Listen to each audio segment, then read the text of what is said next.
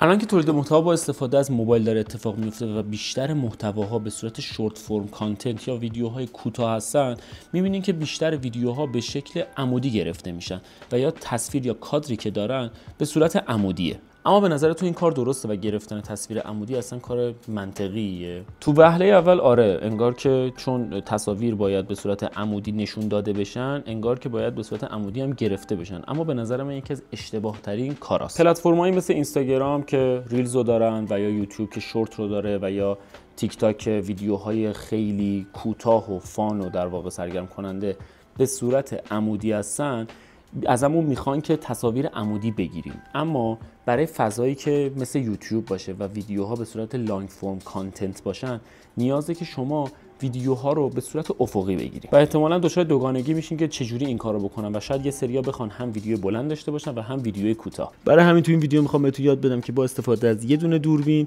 دو تا محتوا رو در کنار همدیگه داشته باشید. سلام، خیلی خوش اومدید به چنل تولید محتوا. من رسولم و خیلی خوش اومدید به این چنل. توی این چنل ما تمرکزمون روی تجهیزات تولید محتوا و آموزش تولید محتوا برای شماست. قبل از اینکه بهت بگم که چرا باید کلا افقی تصویر بگیری، اینو بدون همیشه باید 4K تصویرتو داشته باشی.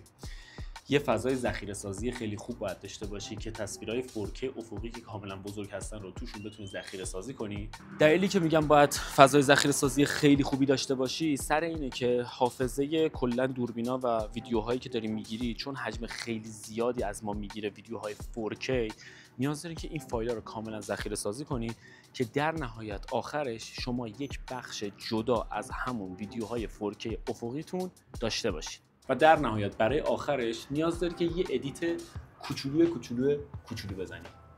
احتمالا الان میپرسی که چجوری میشه که یه دونه ویدیو عمودی رو توی ویدیو افقی جاش بدیم. بذار به توضیح بدم که راحت تر متوجه بشی. یه دونه ویدیو 4K تعداد پیکسلایی که داره 2160 در 3840 پیکسله و حالا کیفیتی که فول اچ دی داره 1920 پیکسل در 1080 پیکسله، یا همون 1080 یا همون فول اچ دی خودمون. پس به حالتی ما میتونیم هول و هوش 3 تا ویدیو فول اچ دی رو داخل یه دونه ویدیو 4K جاش بدیم و حتی یه مقداری هم فضا اضافه میاریم. و طبق استفاده که من توی سوشال مدیا داشتم و ویدیوهایی که گرفتم و تا اینجایی که میدونم اینستاگرام، تیک تاک و شورت های یوتیوب کیفیتی بالاتر از 1080 فول اچ دی اصلا به ما اجازه نمیدن که آپلود کنیم. پس بهترین انتخاب برای ما میتونه همون فول اچ دی باشه، چون بالاترین کیفیتی که سوشال مدیا تا همین الان برای ما پشتیبانی میکنن. و شما هم سعی نکنید که کیفیت بالاتر از فول اچ دی رو بخواید آپلود کنید، چون اصلا به کارتون نمیاد و اصلا سوشال مدیا به شما اجازهشو نمیده. خب حالا که میخوای ویدیو بگیری و بخوای بهترین تصویرها رو در واقع داشته باشی به صورت افقی،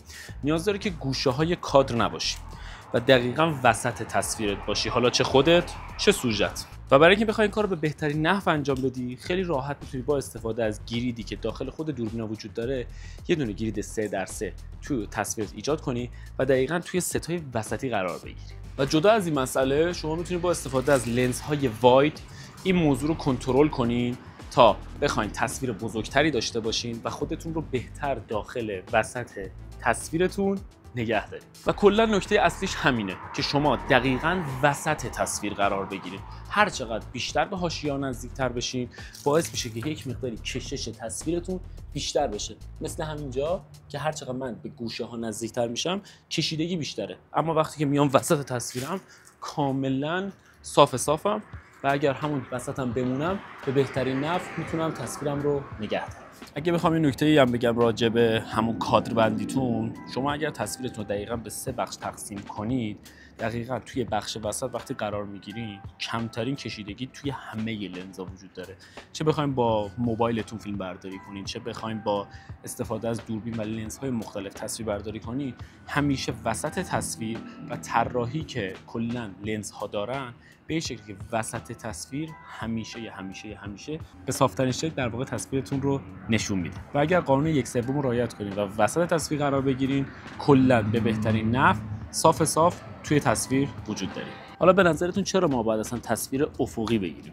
دلیل اولش اینه که طراحی همه دوربینا انقدری به صورت افقی ساخته شدن که دیگه نیازی نیستش که به صورت عمودی ازشون استفاده کنیم و کلا اگر نگاه کنین لوگوش، طراحی دکمه‌هاش، همه اونا جوری ساخته شدن که شما از دوربینتون به صورت افقی استفاده کنید و در کل طراحی دکمه‌ها به شکلی قرار گرفته شما بهترین حالتی که میتونید ازشون استفاده کنید همون حالت افقی دوربینه. دلیل دوم اینکه اصلا نیازی به تجهیزات دیگه نداریم برای اینکه بخواید کلا عمودی تصویر بگیرید. حالتی که شما میخواین عمودی تصویر بگیرید به این شکله که نیاز به یه ال براکت یا یه پایه مخصوص دارید که بخواد تصویرتون این شکلی بکنه. اما شما به صورت کلی و حالت نرمال بدون استفاده از تجهیزات دیگه‌ای میتونید دوربین رو به همین شکل روی دستتون نگه دارید. دلیل سوم و یکی از مهمترین دلایلش اینه که یکی مثل من که میخواد هم توی یوتیوب ویدیوی بلند بسازه و هم توی اینستاگرام و در واقع شورت های یوتیوب و تیک تاک ویدیوهای کوتاه بسازه، این کار میتونه یه تیر و دو نشون باشه. خب حالا مطمئنا گرفتن ویدیو افقی خیلی میتونه به درد بخوره و خوب باشه، اما یه سری جاها هم نباید اصلا ویدیو افقی بگیریم. اولین جایی که اصلا نباید شما تصویرتون رو به صورت افقی بگیرین اینه که یه ویدیو عمودی بخواین و در نهایت خروجیش هم بخواین مثلا 4K باشه. چون ما معمولا زمانی که بخوایم این کار رو انجام بدیم و تبدیل رو توی ادیتمون اوکی بکنیم به این شکله که ویدیو افقیمون ویدیو 4K و ویدیو عمودیمون ویدیو 1080 یا فول اچ دی. برای همین زمانی که میخواین این کار رو انجام بدیم و اگر خروجی میخواین که به صورت عمودی باشه 100% باید همون تصویرم عمودی بگیرید که با بالاترین کیفیت رو داشته باشید. دلیل بعدی یا دلیل دوم که شما نباید ویدیوتون رو به صورت افقی بگیرید، لنزایی که خیلی وایدن مثل لنزایی که فوکال 10 16 یا حالا 16 به پایین دارن به دلیل طراحی دایره‌ای شکلشون و کلا کشیدگی تصویر، زمانی که شما روی دستتون دارین تصویر رو میگیرین اگر بخواید به صورت افقی بگیرین ممکنه که کشیدگی دور تصویر زیاد بشه و این زیاد شدن باعث بشه که شما یک مقدار توی تصویرتون افت کیفیت داشته باشین و در واقع تصویرتون دیزورد بشه.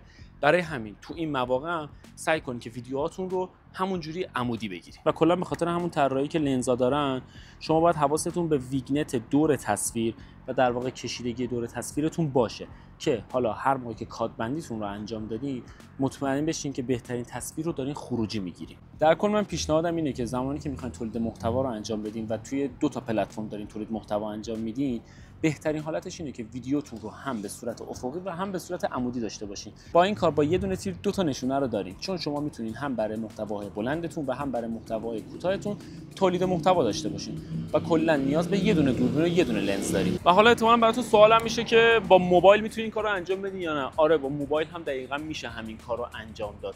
خیلی راحت با استفاده از همون حالت 4K که دارید میتونید با موبایلتون تصویر بگیرید و تصویرتون رو تقسیم کنید به حالت‌های مختلف توی بخش ادیت و حتی اگه موبایلتون 8K هم فیلم برداری میکنه میتونید همون 8K رو تبدیل کنید به 4K های کوچیک‌تر.